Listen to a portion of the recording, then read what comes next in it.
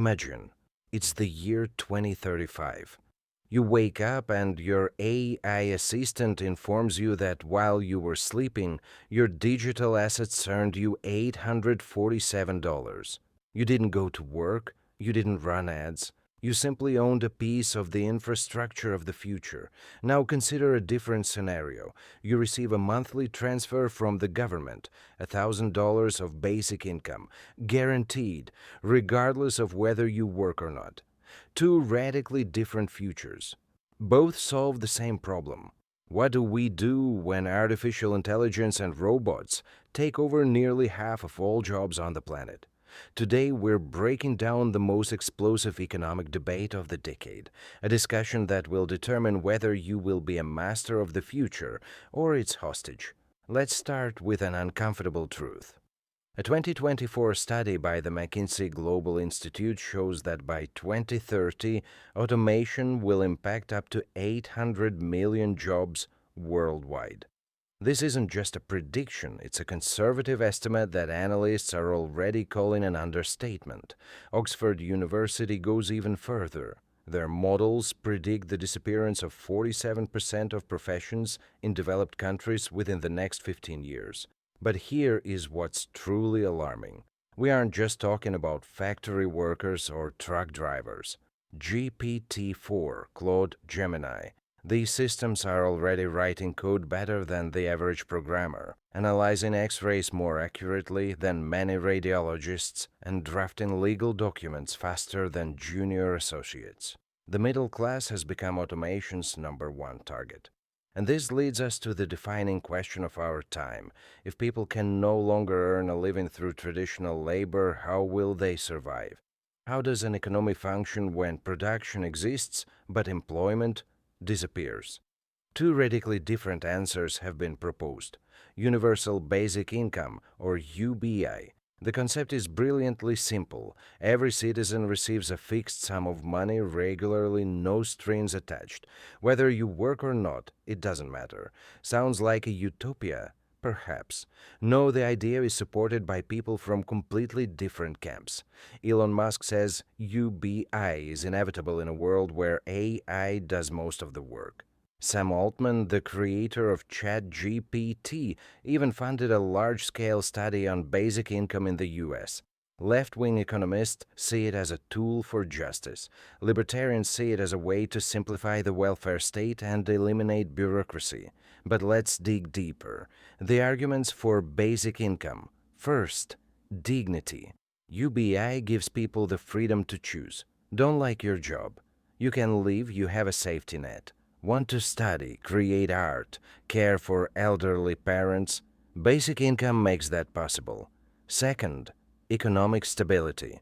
When people have a guaranteed income, they spend it. This supports demand and prevents the collapse of the consumer economy. If 40% of the population loses their jobs to AI tomorrow, who is going to buy the goods the robots are producing? Third, simplicity. UBI could replace dozens of tangled social programs. No bureaucracy, no humiliating means testing, just money in your account. And there are real experiments. Finland tested UBI from 2017 to 2018. The result? Participants were happier or more confident and suffered less stress. And take note, they didn't stop working. The myth of universal laziness was debunked. But there is a dark side. Where does the money come from? Paying every American $1,000 a month would cost $3.5 trillion a year. The entire U.S. federal budget is about $6 trillion. Taxes would have to rise radically. Inflation. If you give everyone more money, but the supply of goods and services doesn't increase proportionally, prices will skyrocket. Your $1,000 could quickly lose half its purchasing power. The philosophical objection. UBI turns citizens into dependents of the state. You are no longer the master of your fate. You are a recipient of a handout. What the state gives, the state can take away. That's dependency, not freedom. Now for the alternative. Radical, revolutionary, and perhaps the only viable path forward. Universal Basic Assets, UBA. Instead of giving people fish, give them a share in the boat that catches the fish. The core concept: every citizen receives not cash, but assets, a share in productive capital, pieces of companies, data rights, access to infrastructure, land and natural resources. This isn't charity, it's ownership. The idea traces back to economist Robert Ashford and his concept of binary economics. But in the age of AI and blockchain, it takes on a whole new dimension. Imagine a world like this. At birth, every child receives a digital portfolio. Inside are tokens giving them a right to a share of the national infrastructure, a piece of the power grid, a stake in companies that use public data, rights to the country's natural resources. As the economy grows, your assets grow. You aren't just a consumer. You are a co-owner of the economic system. Why does this change everything? First, aligned incentives. With UBI, the state prints money and hands it out. With UBA, your wealth is directly tied to the success of the economy. If the country prospers, your assets increase in value. You have a personal stake in growth, innovation, and efficiency. Second, no inflationary pressure. You aren't receiving new money. You're receiving rights to existing value streams, dividends, royalties, rents. This is redistribution of ownership, not currency emission. Third, power. With UBA, you don't depend on the mercy of the government. You are an owner. You have property rights protected by law. Politicians can't just cancel your payout on a whim. Your assets are yours. Examples already exist. Alaska. Since 1982, every resident has received annual dividends from the Alaska Permanent Fund, a fund that invests oil revenues. It's not basic income. It is literally a share in the state's resources. Norway went even further. Their oil fund, worth over $1 trillion, technically belongs to all citizens. Every Norwegian is a co-owner of the largest sovereign wealth fund on the planet. But the real revolution is just beginning. This is where it gets truly interesting. Blockchain technology makes possible what was once science fiction: splitting ownership into millions of tiny fractions and distributing them efficiently, transparently, and without middlemen. Imagine, a solar farm in Arizona is tokenized.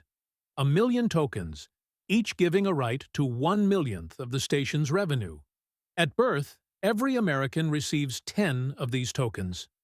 The station generates energy, and micropayments flow to you, automatically, daily. Multiply that by thousands of assets. Wind farms, 6G networks, autonomous transport systems, AI computing power.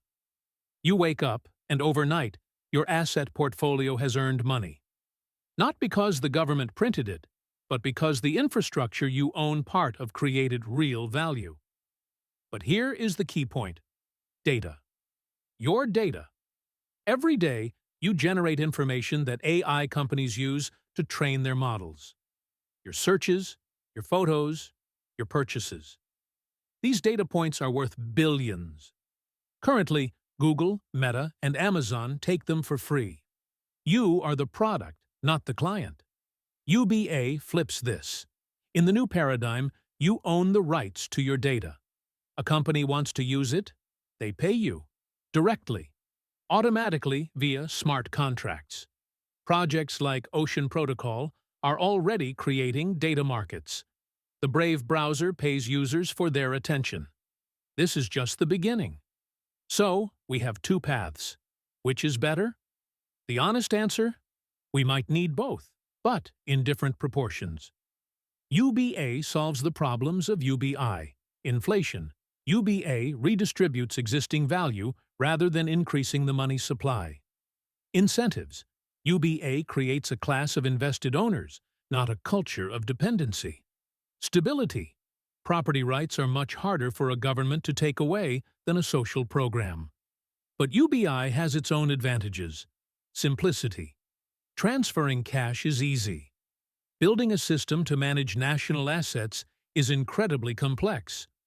Immediacy. UBI can be launched quickly. Tokenizing a nation's infrastructure will take years. Predictability. $1,000 is $1,000. Asset values fluctuate. The hybrid model. Perhaps the future is in the middle. A minimum unconditional income for basic needs, food, housing, health, plus an asset portfolio that generates additional wealth and provides a stake in economic growth. But let's be honest, both concepts face deep, perhaps insurmountable challenges. For UBI, who pays? Taxes on the wealthy? They are mobile. They can move to Ireland, Singapore, or Dubai. A robot tax? Bill Gates proposed this. But how do you define a robot? An algorithm? A script? This could kill innovation. For UBA, initial distribution. Who decides which assets go to whom? Corruption in the distribution of trillions of dollars in assets could be the greatest theft in human history. Management complexity. How do you manage millions of shareholders for a single power plant? Corporate governance could become a nightmare. Risk of concentration. People in financial trouble will sell their assets. The wealthy will buy them up. In one generation, we could be right back to the same inequality we started with. What if this entire debate, UBI versus UBA, is missing the point? What if the problem isn't how to distribute wealth, but how we define value and work? Why do we assume humans must earn the right to exist? That isn't a law of nature. It's a social construct from the Industrial Revolution. The contribution economy. Imagine a system where value is created not just by labor and capital, but by participation, data, attention, and creativity. You watch an ad, you receive attention tokens. You provide data to train an AI, you receive a stake in that model. You create content. It is monetized automatically through micropayments.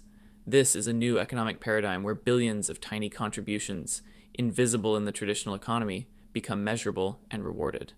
We are at a fork in history. Path 1, universal basic income. The state as the eternal benefactor. Security at the cost of dependency. Path 2, universal basic assets. Everyone is an owner, a stake in capital, not just a payout from it. Path 3, a total reimagining of the economy, new forms of value, decentralization of power. What should you do? Because here's the thing, this isn't an abstract debate for economists. This is your life, your future. Practical steps. Become an owner, not just a worker. Invest. Don't just save. Buy assets. Stocks, real estate, or digital assets if you understand the risks. Even small amounts, but regularly. Own your data. Use services that respect your privacy or pay for your info. Develop I-proof skills, creativity, empathy, complex problem solving, and interdisciplinary thinking. Participate in the process. These decisions will be made in the next 5 to 10 years. Your voice matters. One last thought. Automation is not the enemy. AI is not a threat. These are tools of incredible potential. The question isn't if AI will replace people at work. It will. The question is, who will own the fruits of this new productivity? If the fruits go to a tiny elite, we get a cyberpunk dystopia. If we create a system where everyone has a stake, we could build a society of abundance, where humans are finally free to pursue what truly matters. Art, science, raising children, caring for the planet, exploring the stars. The choice is ours. And time is running out. What future will you choose? Thank you for spending these 20 minutes with me. Share this with those who are thinking about the future. The discussion is just beginning, and every voice counts. Until next time, in the era we are building together.